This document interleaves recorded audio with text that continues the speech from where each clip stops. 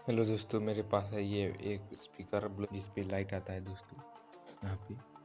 तो यहाँ पे हम एक केबल को काट लिए हैं, तो इसको हम ब्लेड में लगाएंगे। देखो कैसे आग लगने वाला है, क्या होने वाला है, और देखेंगे। तो वीडियो को देखते हैं। तो दोस्तों हम इसको लगा देते हैं। तो देख सकते हो और यहाँ पे लाइट आ रहा है दोस्तों। तो इस पे लगाते हैं। ये दोनों वायर है, देखिए देखिए दोस्तों,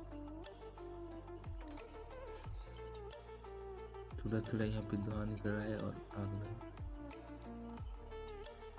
देखिए देखिए, तो इस पे लगाते हैं ये।